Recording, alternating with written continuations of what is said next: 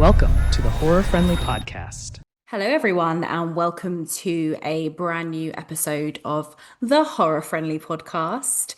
We are doing something a little different for the next, month or so.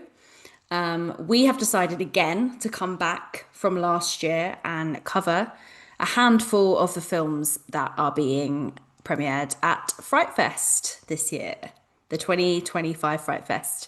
And this time I have Chantal joining me for the event. So we're really excited and I hope you enjoy the episode.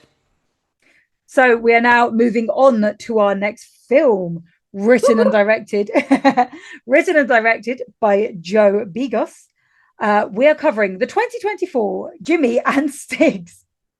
A perfect storm of lousy news sees out-of-work filmmaker Jimmy Lang spiral into a bender, during which he claims to have been abducted by aliens and fearing their return.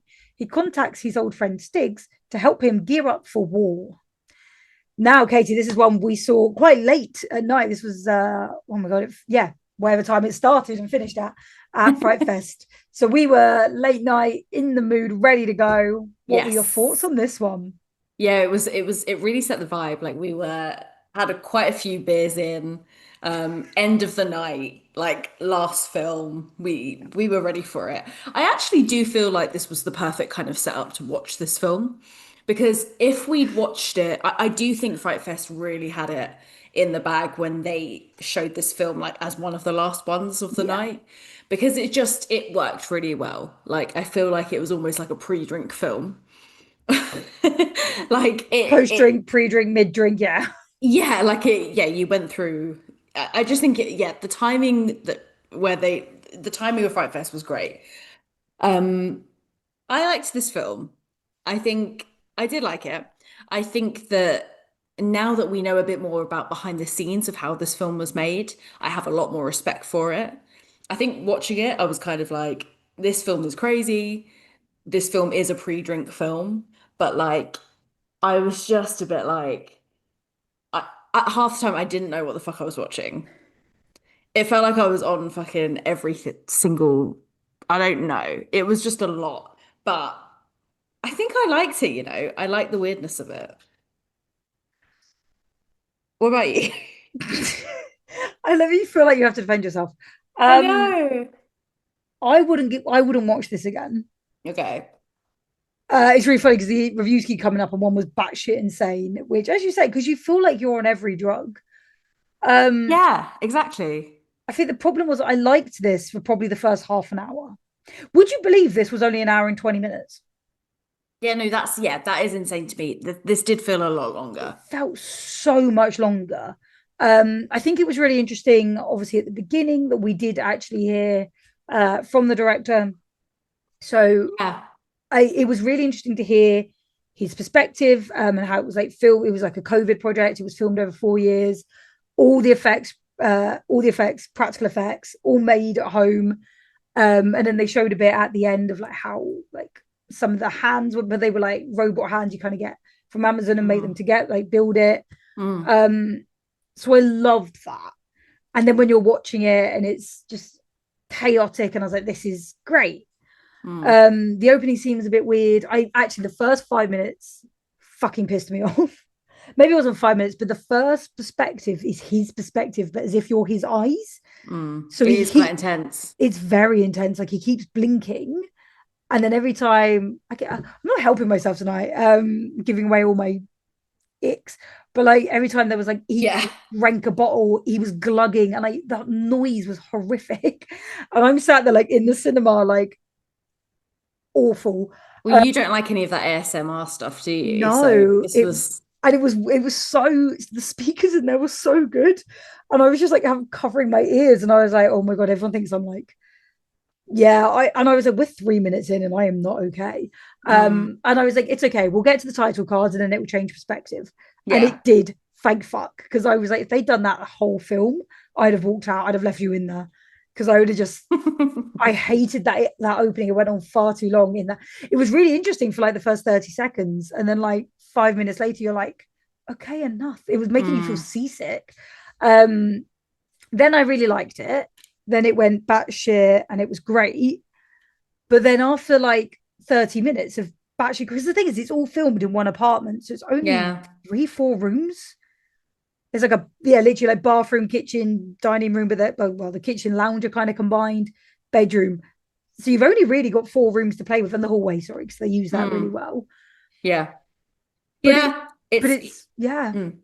You don't realize that at the time either. You think that it no, could be a set. You don't know what the fuck, where this place is, where it's being filmed. no, So, yeah, it is. When you it's learn more about it, it is crazy. And I did like it. I didn't really know where this film was going to go. Like, I didn't understand who Jimmy was, who Stiggs was, like, because you don't really establish, like, you don't know who's who, what their relationship is. But no, you obviously like learn it throughout the film. But it's almost like you don't feel like connected to it at all, but you don't need to because it's such a batshit crazy film and it's a yeah, lot for an hour and a half. Like it's very, very like your senses are just fully going constantly. The neon lights, he used real fucking chainsaws in this. yeah. I mean, the health and safety aspect of this was probably just not the one. I mean, Well, because Eli Roth obviously presented it, so he was obviously like interviewing him and talking about it, and it doesn't feel like, yeah, it felt very like a very gritty film. It but was this very, is yeah, that was it. It felt mm, like proper gritty, homemade, independent horror, and that's what it hmm. was. But the problem was, it was that was great for half an hour. And then after that, you're like, fucking get on with it because it just got so repetitive because it was like I agree. the same 3, 4 rooms. There was like a moment like Jimmy and Stiggs were having a conversation in the room. And it was the only bit of like dialogue that was slightly different to anything else. Like Mm. I don't think they had a script for this. It was just the same dialogue repeated and it just got mad. I just it yeah, it was Yeah. literally like watching someone on an acid trip and then feeling like you just were the so even though we'd been drinking, we were just like it was like being sober at the party. Yeah. And it's like I know what you what? mean. It did Yeah, feel like it did sober me up. yeah. I mean, I said this is a good like pre-drink. Um, it's a good pre-drink film, I guess We for some people, but we've been drinking all day, so I think we were kind of like, but we needed to have drinks in there with us, and we didn't take enough in, and that was yes. the problem. And like you say, it shouldn't sober you up. It was weird. But there Mm. were points of it that I really liked. Like as we said, it was in a flat, so it's like, well, why didn't he leave? There are, but they fill those like plot holes. Like there's reasons they couldn't leave. And then there's another point where like Jimmy walks into the lounge and there's something on the TV. I thought that was so clever, what they had on the TV, but they never came back to it. And I was like, that was your ending. That was your. Yeah. I was so disappointed that wasn't addressed more because that was something I was like, I've never seen that with alien abduction before. Mm. So I was really gutted that didn't come back round. Yeah. The ending kind of felt like the same thing as it had been like half an hour before. Like there was no definitive ending. It was just kind of like, oh, okay, so this has just stopped. And this is, there was no real ending to No, me. there was no conclusion. It was just more of the No. same. And I Yeah. was like, you had your ending, you just didn't use it. And yeah, Yeah. Yeah. yeah. Um, but yeah, Sorry, I just shit really negative. no, no, no, because it's a really difficult one because I think it was well acted and the idea behind it was really cool and different. It just would have been better maybe as a short film. Yeah.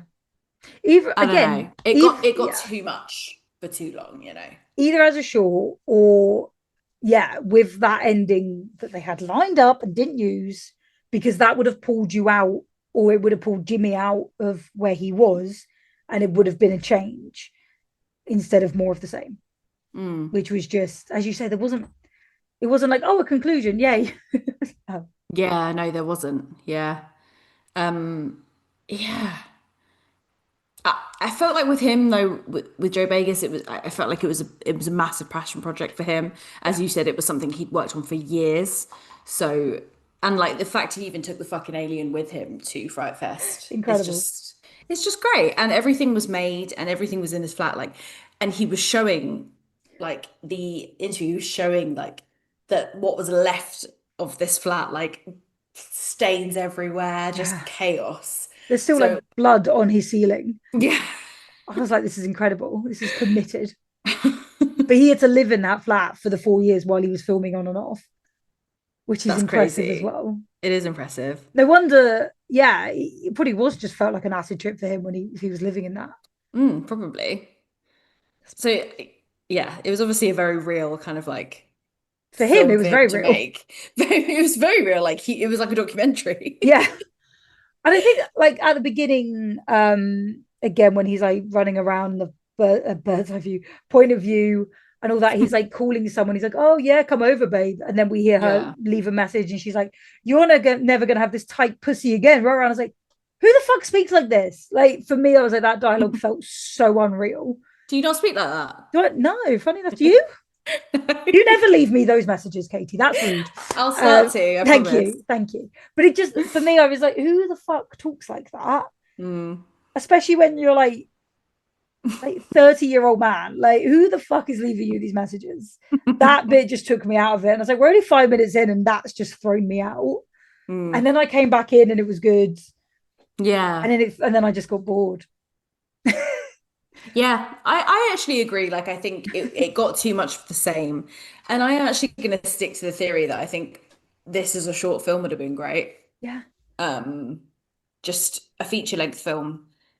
My boyfriend's just bought me ice cream and pudding, so I'm just thumbs upping him. Like, yes, Um, yes, bring it in. yes, bring it on. It smells incredible.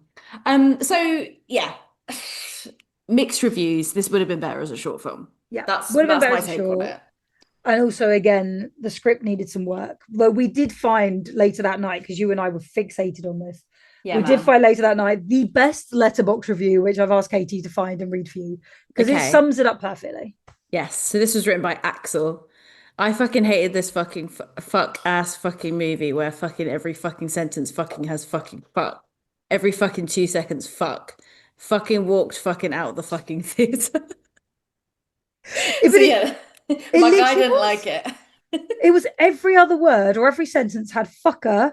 And was it motherfucker or mother? Something. Oh, there was two.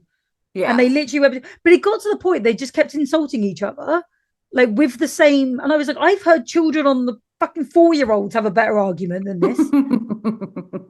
Because it's like me calling you a twat, you calling me a twat. I'm like, great, creativity. I Now was what? so pissed off. I was like, get more creative. I get it was like part of the film. It was meant to be very real, and he was obviously like meant to be on like a lot Everything. of basically on everything, on every drug, drinking everything in sight. So his mind Yeah. isn't working properly and he isn't coherent. You can only think But of one insult. yeah, yeah. But he was like that before, like at the beginning of the film. Yeah. So it's hard to know. This is actually the best anti-drug film because one watching it sober is horrific. Don't do drugs, Um, kids. don't do drugs, kids. And also because if you want to be, witty, this just shows that you lose half your brain. You can't Yeah, actually that's think of true. a comeback. Yeah, Like, you're not clever. Yeah, if you want to take drugs, you're not going to be clever. yeah. You're not going to be witty. You're going to lose your Well, sense of humor. so it depends. Well, it's like he was on every drug. I was like, Yes. yeah. Jesus Christ. Mm. Who would you recommend this to?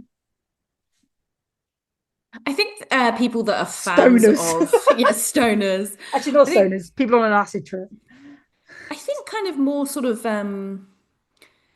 don't want to say crazy films, but like kind of Rob Zombie grindhouse kind of films, like something very I don't know how to explain No, I know what it. you mean. That's a good example, actually, to be fair. Like something quite gritty, something I guess like kind of violent, something very different. So I think like if you are a fan of maybe sort of grindhousey films, I think that Mm. you're like this.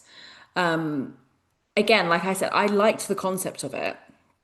And as I agree with you, Tal, like I think I liked it for the first sort of half an hour, but it just kind of, to me, like it wasn't really going anywhere. Mm. So I think people that kind of like something a bit different, people that are used to horror, I think they maybe and are open to kind of exploring something new. Maybe it's really hard. I think I would kind of recommend this to anyone because it would be really interesting to get like everyone's perspective on this.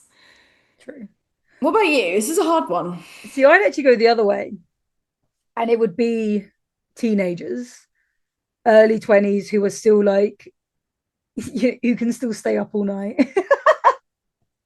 Okay. Maybe watch it as it's either your hangover film or it's like, yeah, you're pre-drinking, going out, you're getting in the mood with them and you're laughing along. I think it's more that it's almost Pizza Party, but kind of to the extreme. So more alcohol, less pizza. Mm-hmm. Yeah, I think it's a bit batshit. I could almost see this though in like 20 years being like a cult film, being like, oh, have you seen Jimmy and Stiggs? I'm being like, what the fuck? Like, I can Yeah. almost see it, yeah, getting like a really weird following of people probably tripping on acid who fucking love it. I could actually see, I know exactly. I think FrightFest, Pizza Party is definitely the way forward. I think I Yeah, actually do agree with that. I think like a few beers and pizza, I think you could probably get on board with this. yeah, But yeah, as you say, I mean, watch this space. Maybe this will evolve into a cult film. Only time will tell. indeed. And what are you going to give it spookies out of 5? It's so hard. I'm going to give it 3 spookies. I enjoyed it for the most part, and I really, especially after learning the behind the scenes aspect of it, I've got a lot more respect for the film. So I think 3 in general because